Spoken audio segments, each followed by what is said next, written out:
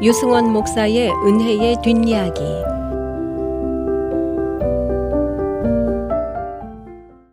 교회는 다른 무엇이기 이전에 예배 공동체입니다. 다른 것은 혹시 뒤로 미룰 수 있어도 예배가 없으면 교회가 아니라 할 수 있습니다.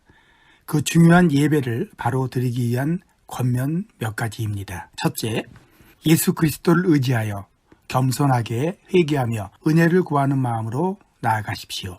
예수님의 가르침입니다. 두 사람이 기도하러 성전에 올라가니 하나는 바리새인이요 하나는 세리라.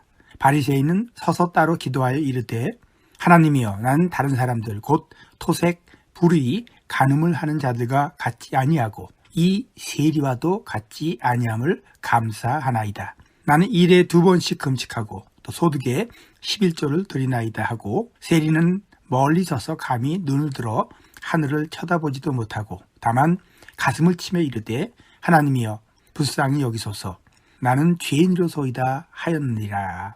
이 둘 중에 누구의 예배를 받으셨나요? 바리새인이 한 말 틀린 것 하나 없습니다. 다 맞는 말이었을 것입니다. 그런데 예수님이 결론을 이렇게 내리십니다. 저 바리새인이 아니고 이 사람 세리가 의롭다 하심을 받고 그의 집으로 내려갔느니라. 무릇 자기를 높이는 자는 낮아지고 자기를 낮추는 자는 높아지리라 하시니라. 이것이 예배에서의 이야기입니다. 장로교 예배가 그리스도 안에 있는 사죄의 선언으로 시작하는 이유입니다. 교만한 바리새인의 자세가 아니라 겸손한 세리의 마음으로 예배에 나아간다는 뜻입니다. 우리는 잘나서 구걸하듯이 교회에 와주고 예배 드려주는 것 아닙니다. 그리스도의 보혈을 의지하여 보혈을 지나 감사하는 마음으로 은혜의 보좌로 나아가는 것입니다.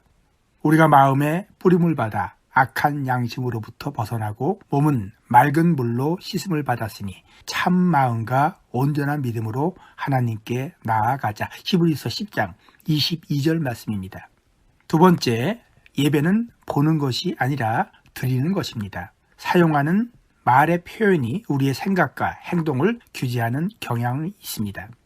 예배를 보지 말고 예배를 드리십시오.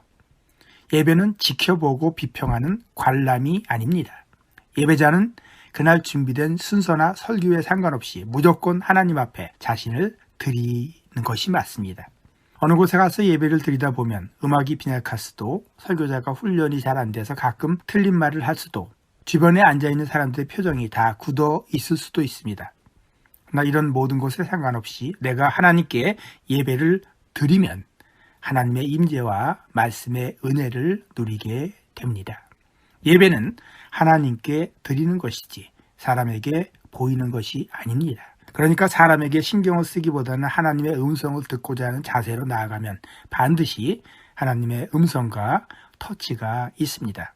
셋째, 신령과 진정으로 예배를 드려야 합니다. 하나님께서 사람을 찾으시는데 어떤 사람을 찾으시나요? 요한복음 4장 23절과 24절 말씀입니다. 아버지께 참되게 예배하는 자들은 영과 진리로 예배할 때가 오나니 곧 이때라. 하나님께서는 자기에게 이렇게 예배하는 자들을 찾으시느니라. 하나님은 영이시니 예배하는 자가 영과 진리로 예배할지니라. 예전 개역성경에서 영과 진리를 신령과 진정이라고 번역을 했는데 틀린 것이 아닙니다. 자기 잘난 바리새인이 아니라 가슴을 치며 신령과 진정으로 하나님께 나아가는 세리를 찾도록 하십시오. 시간상 온전한 예배를 드리십시오. 조금 일찍 와서 심령을 준비하는 것이 좋습니다. 허겁지겁 와서 다른 일에 정신 쏟다가 허겁지겁 돌아가는 예배를 신령과 진정의 예배라 할 수 없습니다. 예배의 구성 요소 하나하나에 심혈을 기울여 준비하고 참여하십시오. 교회의 찬송, 기도, 헌금, 설교, 파송과 축도의 모든 부분에서 하나님과 하나가 되고 진지함, 충성됨, 겸손함을 유지하는 것, 이것이 신령과 진정의 예배입니다. 그러지 않으면 상한 떡과 병든 짐승을 드리는 말라기 때의 실패를 되풀이하게 됩니다. 예배에 목숨을 거는 마음으로 예배를 드리십시오. 우리 생명이 예배에 달려있기 때문입니다. 지금까지 시카고 언약장로교회를 섬기시는 유승원 목사의 은혜의 뒷이야기였습니다.